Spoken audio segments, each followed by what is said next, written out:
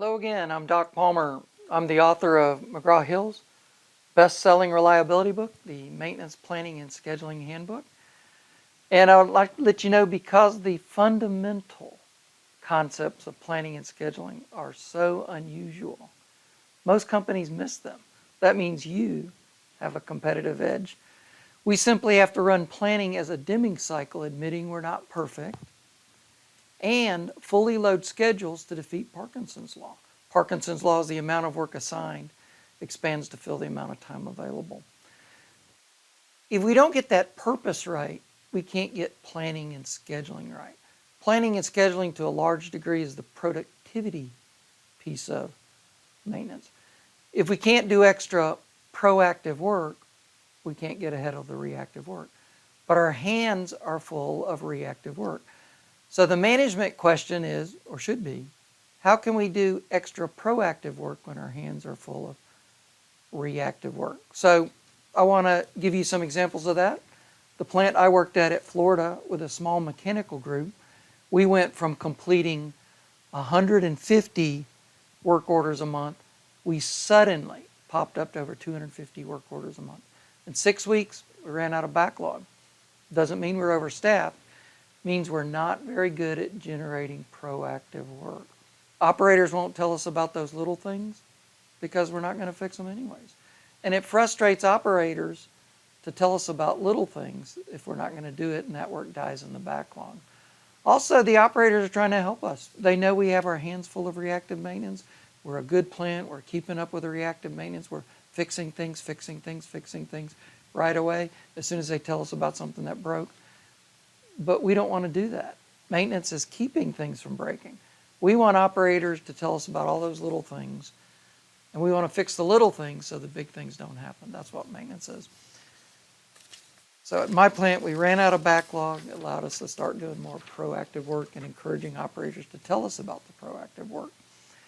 At a plant I helped in Barcelona, Spain, we went from completing 238 work orders a month to 339 work orders a month. We got a pop of 100 work orders a month, a 50% pop in work order completion rate. And the 100 work orders a month are proactive work by definition, because you have the reactive maintenance covered. You're busy taking care of operators. You're keeping up with the proactive work. Any extra work you do by definition is proactive to keep things from breaking next week and next month.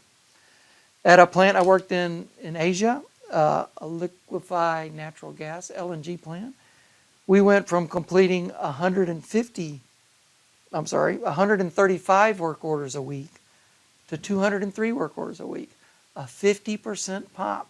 We got 70 work orders a week, 300 work orders a month of free proactive maintenance. How can we do more proactive maintenance when our hands are full of reactive maintenance? Here's the answer. And in 3 months, we ran out of work orders. We also went into Ramadan. We loaned some people to a refinery. But even when we got all our people back, we were only at 129 work orders a week, which is about where we started. We're not very good at generating proactive work. Operators aren't used to telling us about that stuff, and we don't have the muscles to generate that ourselves because we're busy with the reactive work. But if you get a 50% pop, you can drain your backlogs, start generating more proactive work, and getting operators to tell you about that stuff. Wastewater plant in Wisconsin, we started to do more corrective maintenance. Our corrective maintenance backlog came down. We started to do more preventive maintenance, which means our overdue preventive maintenance came down. And by the way, once the PM is superseded, it's lost maintenance. You can't do that. You've got to keep up with the preventive maintenance. So while we're doing more work and better work, the small corrective stuff and the PMs, we did it with 4,000 fewer overtime hours in a year, or $300,000. If you wanted to go to management and say, I would like $300,000 to replace this inherently unreliable equipment, there's the money for free, and you're snowballing your way toward great reliability. And then at a wastewater and water utility in Georgia, Gwinnett County, we went from completing 34,000 work orders a year to 58,000 work orders a year. But we did it with 10,000 fewer labor hours. These are split between contractor hours and overtime hours. And get this, our average work order completion time went from 3.5 hours to 2 hours. But these are the same work orders. This is an illustration of Parkinson's law.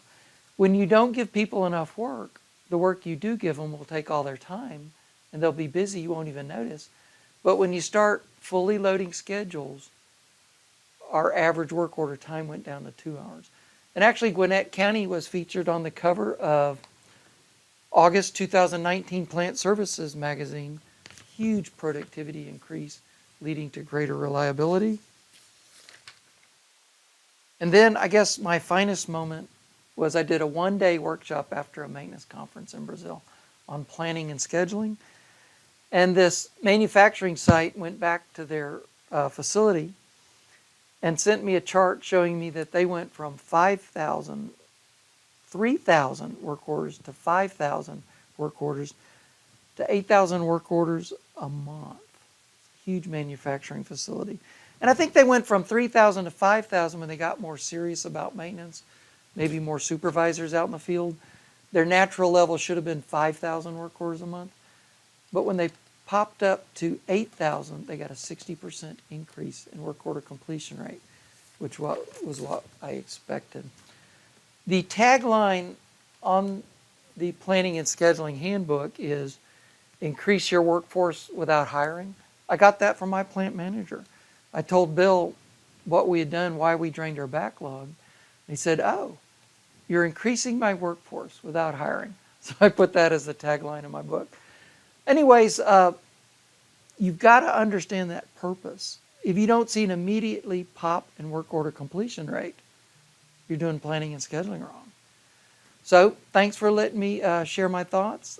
Thank you for being part of my maintenance family and put in my 2 cents. And you can see some of my past conference presentations and articles I've written for magazines on my website, palmerplanning.com. But thanks again, and God bless.